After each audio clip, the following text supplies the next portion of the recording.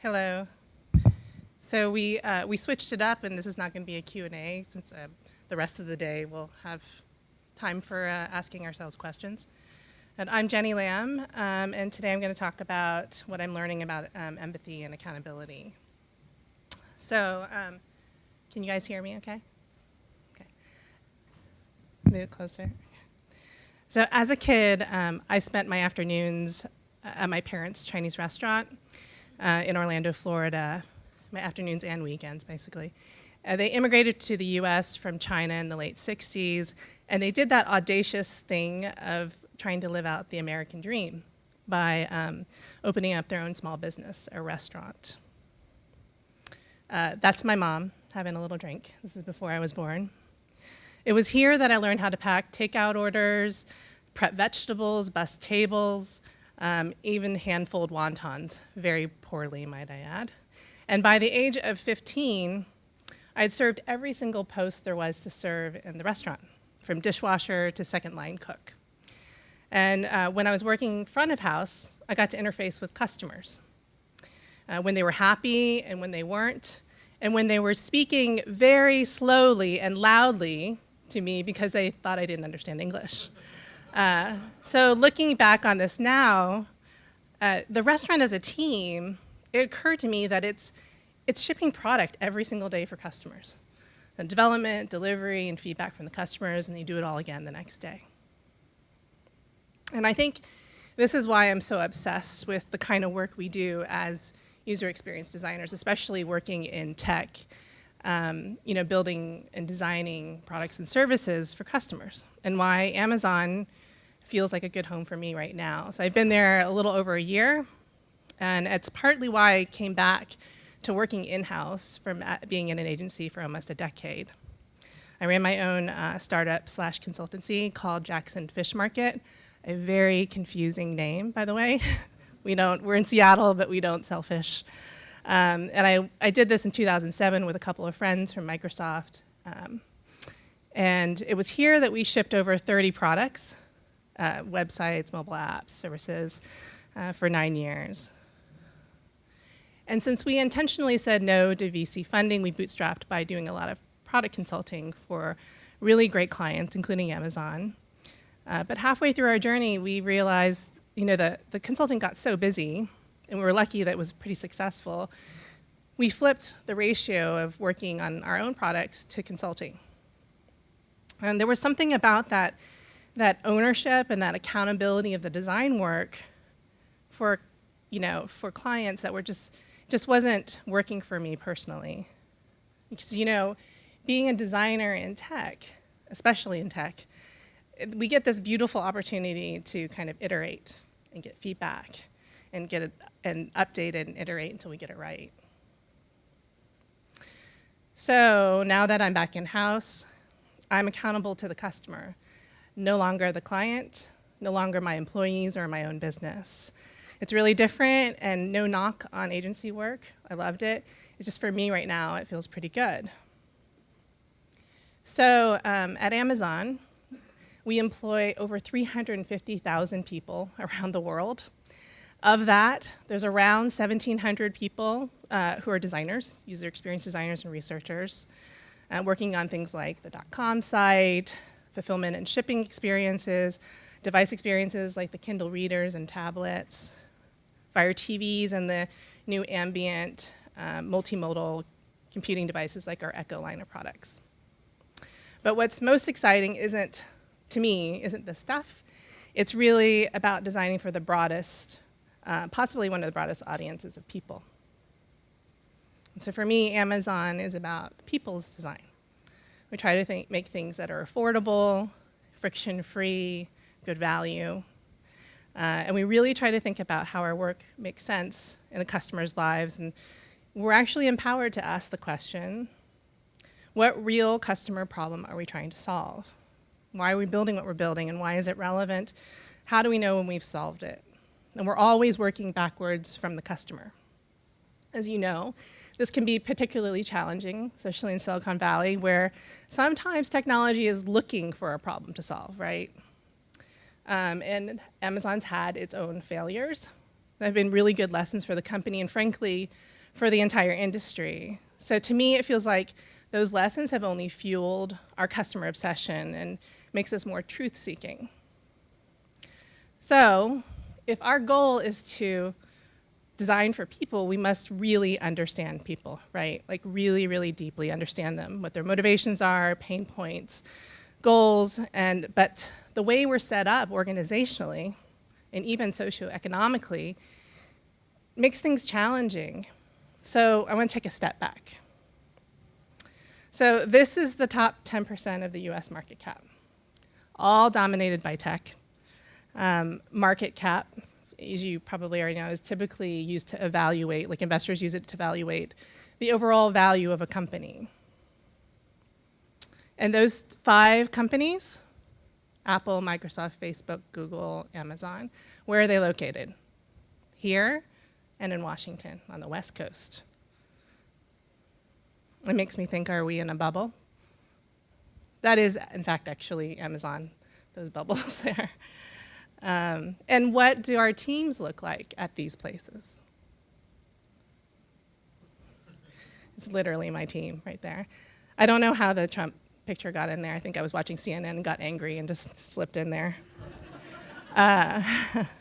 We probably attended the same schools, probably we've had similar career paths, roughly the same age. And I would probably guess we have similar political leanings. And at least that's how I observed it. So we're a tribe. But experts who study the psychology of teams, they say that when we have teams of people who share a lot of values, traits, and backgrounds, that shuts down open-minded thinking and innovation. We're seeing a lot of this in our ever deeply divided America. And I oftentimes think that maybe designers are part of that problem. So what does it look like when you let those internal voices drive product decisions? I'll pick on Amazon first. Does anyone remember this? The Fire phone. First 3D phone. Who owned a pair of these? I did. Yeah, I never wore them in public, but I owned one. And how about this? The round mouse. Oh yeah, round mouse. So how do you solve for this? Well, the easy and overly deceptive answer is empathy. You can't just have empathy. You got to do something with that. So there's the accountability part. Before I begin this video, can I get just a raise of hands of the men in this room? Who knows what a speculum is? Pretty good. It's pretty good. So this video I'm about to show, it's done by Frog Design, global award-winning firm. Any frogs here? Ex-frogs? No. Oh, yay. Kelly Clark. So this is what they use. It's called radical empathy method. It's where designers listen to stories of people's experiences. They internalize what they've heard, and then they share back those stories as in first person, as if they happened to them.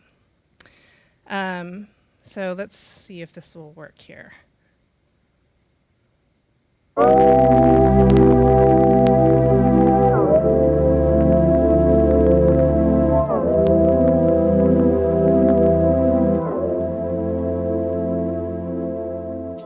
When I think of the word gynecology, it makes me, well, first and foremost, think about women's health. An old-fashioned, like, black and white movie of a woman laying down on some sort of medical chair. Something that I've never had to do, so I don't know. I don't know what it is. Yeah. This is the speculum. Whoa.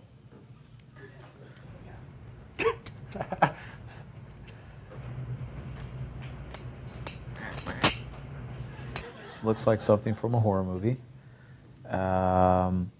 It definitely doesn't look like anything I would want near my body. It feels primitive and scary and cold and kind of like a duck bill. I don't know what this is. That's a speculum.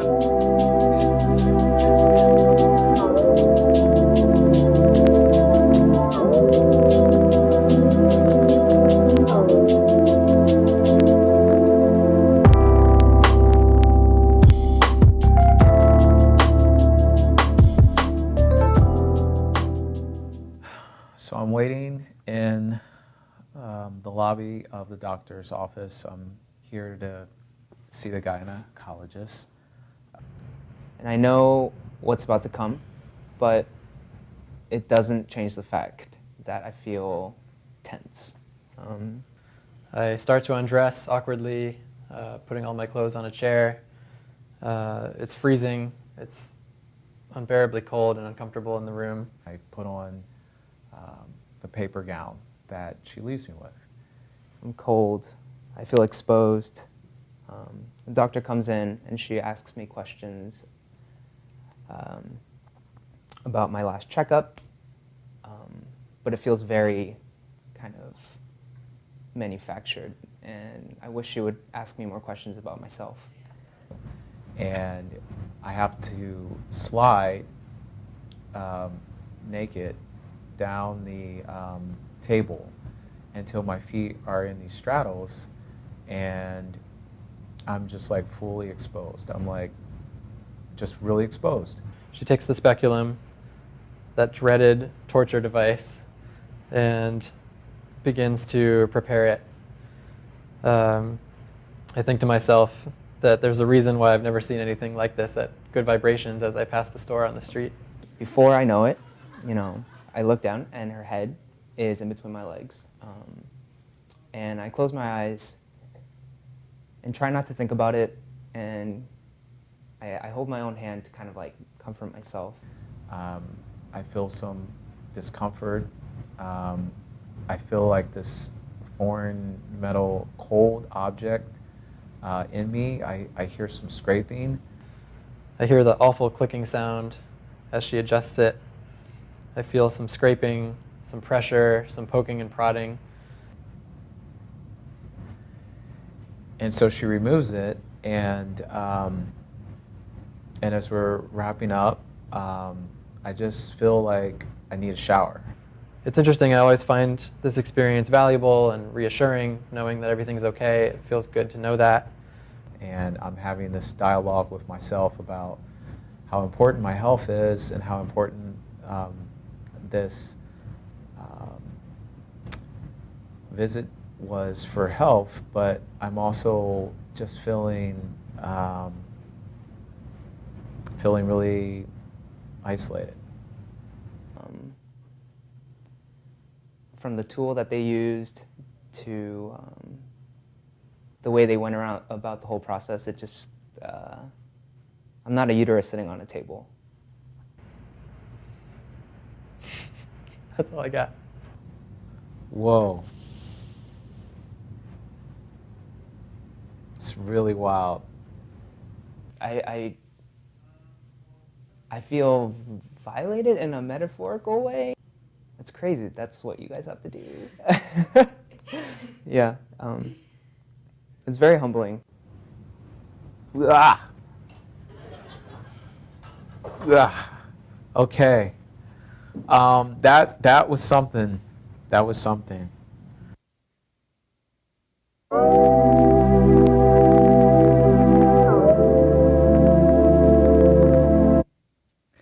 Okay, so now you know what a speculum is. Quack, quack. I thought that was pretty great. I mean, those guys, they didn't even know what a pelvic exam was all about, and they weren't even in the room when those interviews happened. They were reading them back, yet by the end of this process, they seemed pretty moved by that experience. And those stories. And I think that this builds understanding and awareness and empathy directly into the process because you're feeling those feelings. So, another example, not like as dramatic as role playing or method acting is kind of what they were doing. One thing that we do at Amazon, it used to be required, but now it's just encouraged that we spend 2 days working in a customer support call center. and we're not actually acting as customers, but we get pretty close because we pick up the phone and we have to solve their problems. And when you're in that state where you actually have to pick up the phone, I mean, you're probably in pretty big trouble. So it's a deeply wonderful experience to be able to connect with customers one-on-one. This is part of our team who went to, this is in Kennewick. Oh shoot, I have 5 minutes. So I'm gonna speed through these really fast. This summer, my team spent some time, instead of doing usability studies and interviews in Seattle, we got out of the bubble. We went to the middle of the country in Dallas-Fort Worth area, lots of different suburbs, lots of diversity, getting connected with real people, real problems, real families. Myriad of issues from aging in place, staying connected to your family, personal issues around keeping healthy, losing weight, building a new career, having a new first newborn in the house. Meeting these people was pretty amazing, and it went a long ways with my team. That black t-shirt jeans team, by the way, because they're very different from our customers. By the way, no Eames furniture or DWR style homes or modern Apple products everywhere. So the takeaway for us was to get out of our geographic circles, go towards people who are not like us. And to be crystal clear, it's not like I spend all my time in expensive ethnographic studies or call centers. All it is just, putting your antennas up and observing and going towards people, being curious and learning. This is my taxi driver. Actually, it was a rideshare service, P. Arjun, in Seattle on the way to the airport. We just talked. He told me that he had to change his name here. He's from Jamaica. His name is actually Prince, but it wasn't actually professionally accepted in his MBA program, so they made him change his name. I thought that was an interesting story. I have like 30 seconds left, so I'm just going to speed through this. Another thing that we're learning is to get out of our own bubbles is this thing that happens when designers squirrel away for weeks at a time. Like this. This used to be me and is sometimes me.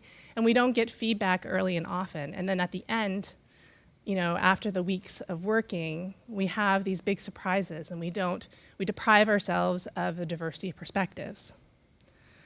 So it's a very vulnerable place to be in, is to put your work out early and get feedback because those ideas look stupid and that's okay, but the more you do it, the easier it becomes. Lastly, this is the toughest nut to crack in my opinion, is cultivating a culture of diversity. The thing about getting feedback from the people in your team, if they look like you, sound like you, have the same background, you're not always going to learn something new. So it's back to the people. The more diverse your team is in age, gender, color, background, ability, and so on and so forth, the better our customers are going to be served. Here's some stats. Professional workforce, 57% are actually women. But when you break it down to tech, it gets worse, and the people of color, we need work here. And what I'm learning, and I'm just at the beginning of my education here, is that it's not just a pipeline problem. It's not just about recruiting from the right schools. It happens way before that. It happens with early education and sponsorship in underrepresented communities. It plays into the company culture. That's like the most significant role in driving women and underrepresented groups into companies. Unconscious bias training, that's something that my team will go through next year. This refers to both positive and negative stereotypes, by the way. And then at the top, like leaders set a tone, they set policy. If we don't have them at the beginning and at the top, it's not gonna work.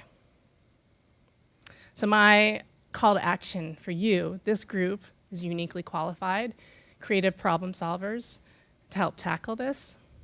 And I'll leave you with 2 quotes, my favorite, from this year's annual letter to the shareholders by Jeff Bezos. Good inventors and designers deeply understand their customers. They spend a tremendous energy developing that intuition. They study and they understand many anecdotes rather than just averages you'll find in the survey, and they live with the design. Thank you.